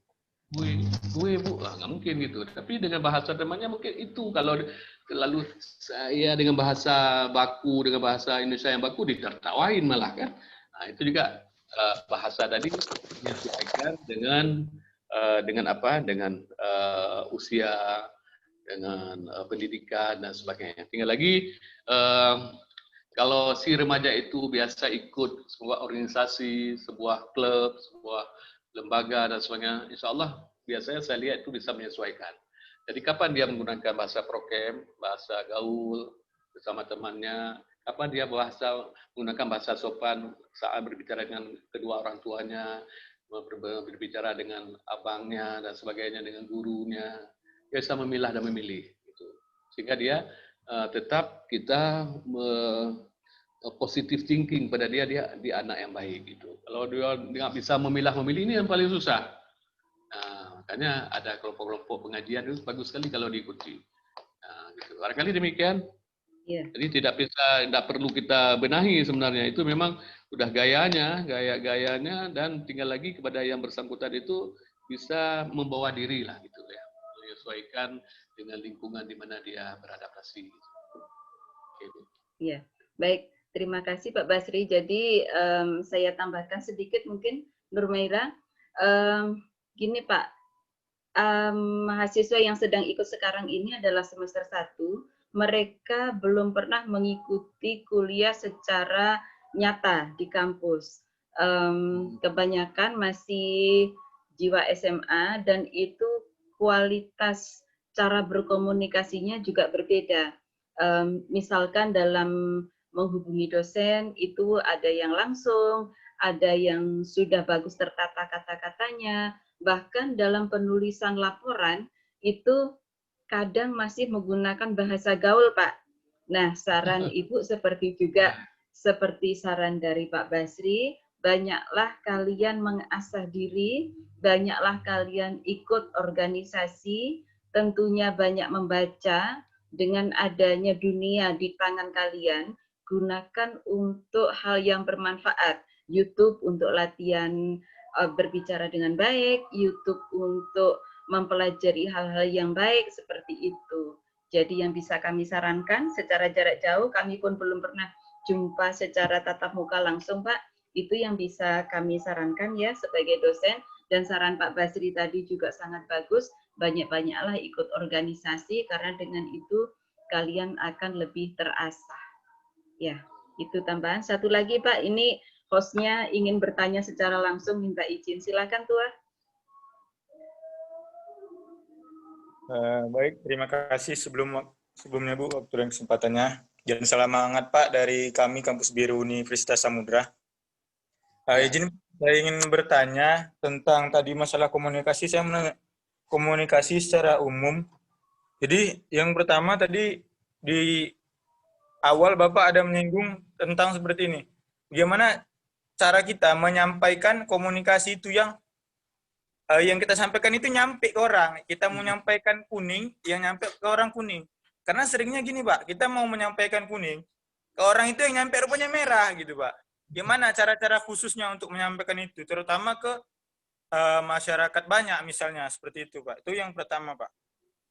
Pertanyaan kedua saya, ada kata-kata yang saya suka seperti ini Pak. Orang bisa belajar untuk berbicara public speaking, tapi belum ada pelatihan khusus yang digunakan untuk cara orang untuk diam gitu Pak. Jadi orang yang biasanya terlalu ini untuk berbicara, itu kan berbahaya juga gitu Pak.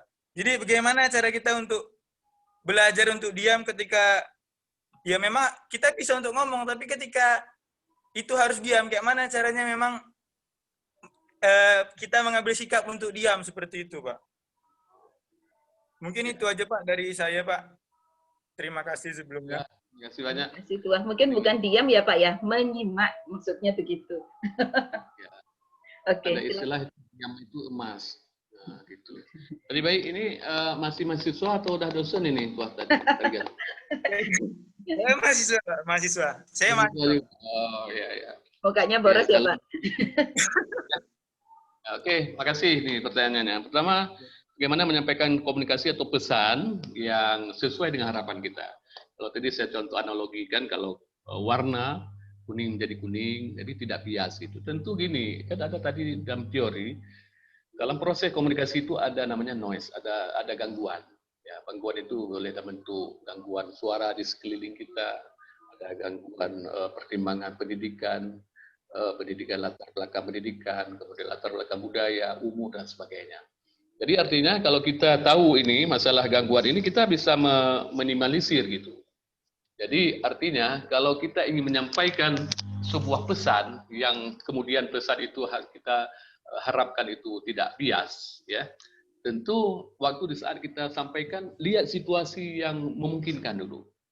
Jangan di saat si komunikan itu tidak siap menerima pesan kita, nggak fokus begitu. Dia entah lagi nelpon atau lagi perhatian ke tempat lain saat itu, lalu kita sampaikan pesan itu, pasti nggak ketangkap 100%. Itu harus kita pastikan dulu.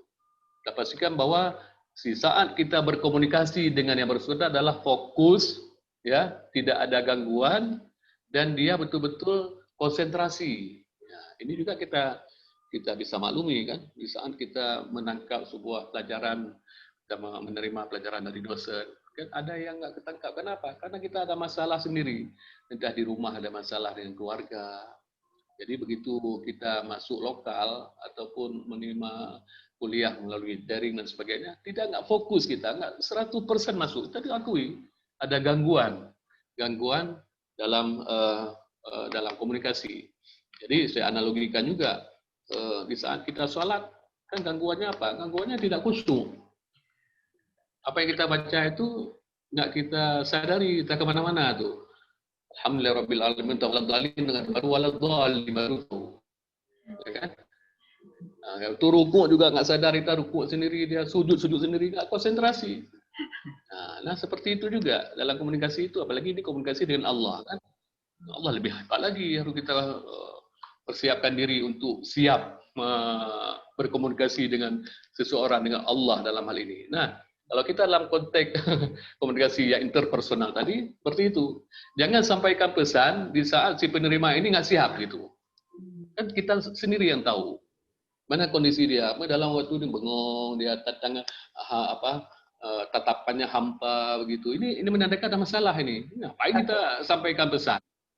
Pasti kita ngajak kopi aja, ngopi kita yuk gitu dulu. Tuan. Jadi kita ngopi dulu di meja warung, nanti kita sampaikan pesan itu, baru cocok sama dia. Gitu. Lihat situasi, tempatnya apa sudah sesuai. Ya, insya Allah kalau itu dipraktekkan, kami memang senang seperti itu melihat teman-teman yang bereksperimen seperti itu. Oh, ini nggak layak kita sampaikan pesan dengan nyambung. Kadang-kadang udah kita sampaikan, dia masih membantah. Kapan disampaikan? Dia bilang, kapan? Pernah saya dengar. Adakah kita sampaikan? Ini betul menunjukkan dia nggak siap, nggak konsentrasi. Bisa kita sampaikan. Nah, dua. Yang kedua, dalam hal sebuah diskusi, sering kita lihat memang di saat kita berbicara orang lain kan harus dengar sebenarnya.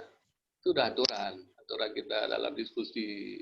Namun ada orang-orang tertentu yang nggak mengindahkan itu. Di saat orang lain ngomong ada yang dipotong gitu, nggak beretika. Coba lihat dalam dialog ILC itu, Inshallah Your Club yang oleh Pak Karni Ilyas, saya sering ikut itu. Itu kadang-kadang itu walaupun itu bapak-bapak kita itu orang-orang politikus itu kadang-kadang motong-motong aja orang-orang ngomong itu. Lagi orang ngomong nggak dengar, oh dihantam lagi itu nggak. Ini kita nggak menjadi contoh, jangan tiru. Itu. Yang si idealnya adalah di saat orang lain berbicara, coba kita diam, dengar. Ya. Filosofinya apa? Coba perhatikan wajah kita. Kita diberikan satu mulut. Kuping berapa? Kuping satu apa dua? Dua. Itu menunjukkan bahwa kita mendengar itu harus 2 kali lebih banyak daripada berbicara.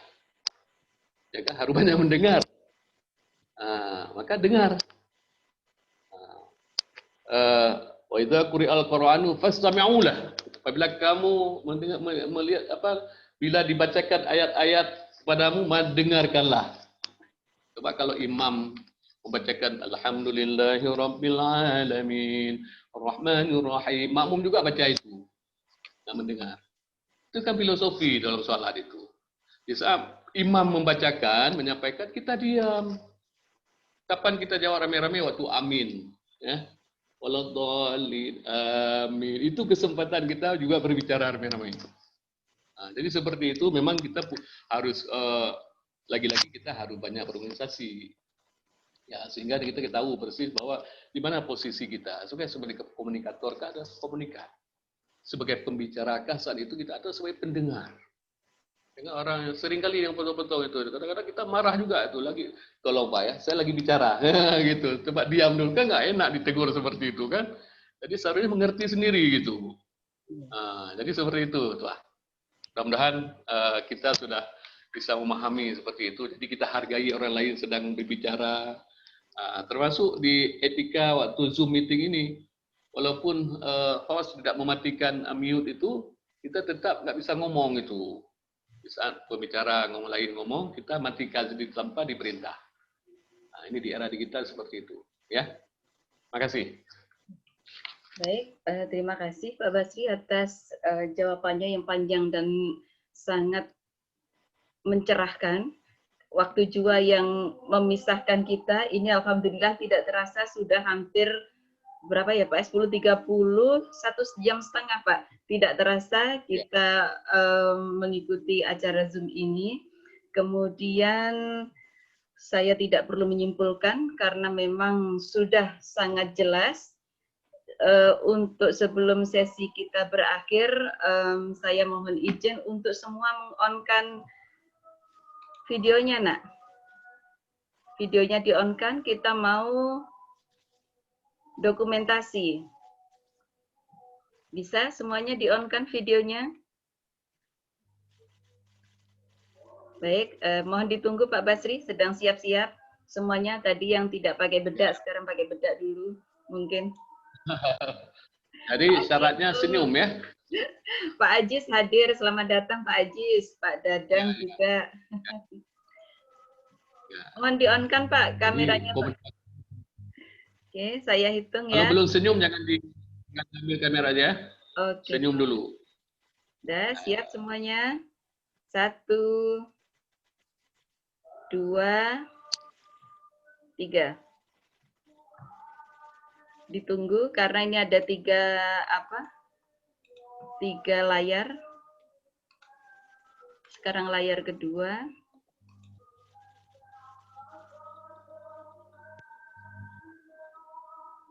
Satu, 2, 3.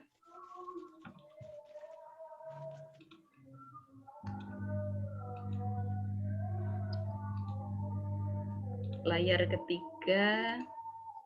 1. Layar ketiga kok nggak di-on kan ya? Udah nggak apa-apa. 1, 2, 3.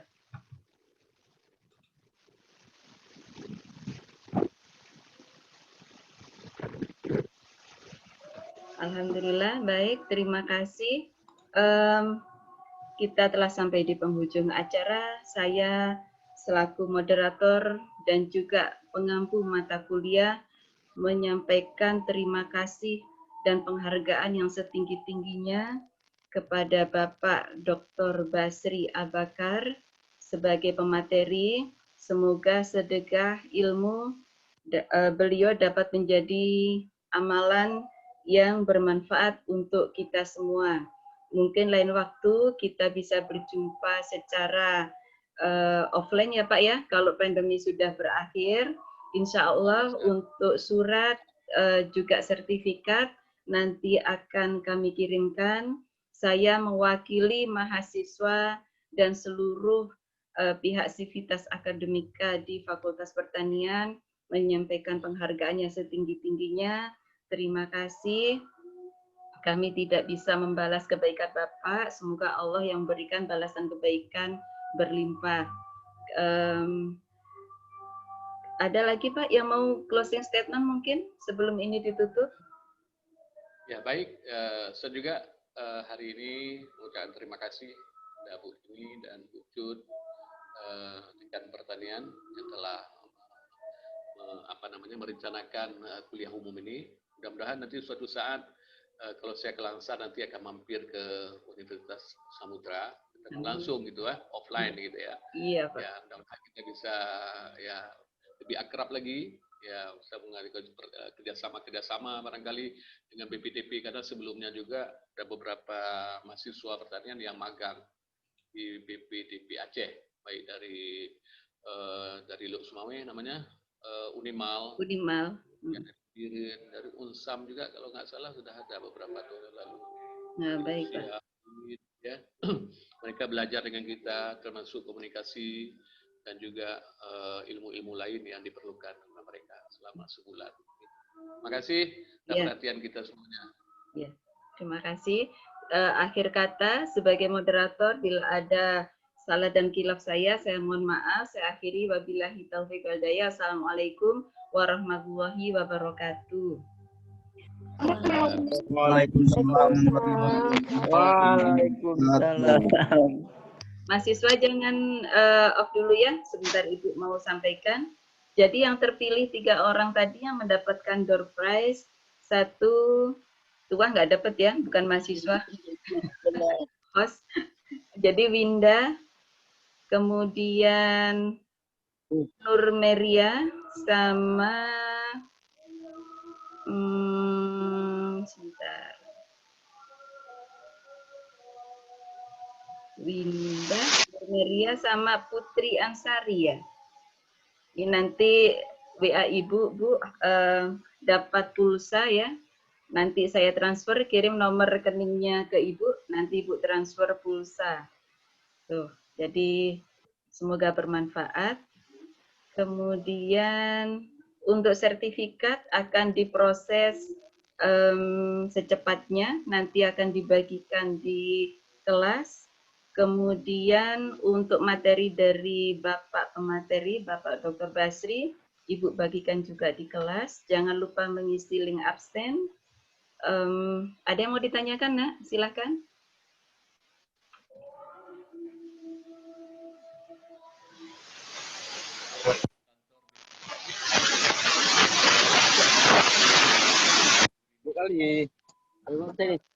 Bagaimana Pak Basri? Bagaimana Pak Basri? Suasana off tadi? Bisa mampir ke BPTP Aceh. Oke, mohon maaf Pak, kecil sekali. Ya, silakan Pak Basri. Ya, halo. Ya, gimana Pak? Kalau nanti Bu Rini, siapapun dari Unsam yang ke Banda Aceh, silakan mampir ke kantor BPTP Aceh. Oh, alhamdulillah, terima kasih undangannya Pak Basri. Kemarin sore saya juga ada menghubungi Bapak Kepala BPTP, Bapak Farizal. Insya Allah tanggal 6 Desember ya Pak ya, kami mengadakan webinar nasional tentang program PHP 2D Pak. Nah, alhamdulillah beliau bersedia, sekaligus MOU nanti antara BPTP, kemudian Aceh Tamiang, dan juga Unsam. Jadi kemudian dilanjutkan ada panen bersama ke program PHP 2D yang dimenangkan oleh kelompok LDK Asalam, salah satunya Tuah yang tadi bertanya itu adalah motor penggerak dari kegiatan tersebut, Pak. Begitu. Okay. Ada mahasiswa yang mau ditanyakan kepada Ibu sebelum kita tutup acara ini? Secara langsung silahkan. Kalau tidak ada?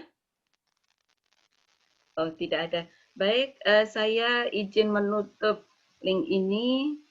Sampai jumpa semuanya. Salam sehat untuk semuanya. Assalamualaikum warahmatullahi wabarakatuh. Waalaikumsalam. Waalaikumsalam warahmatullahi wabarakatuh.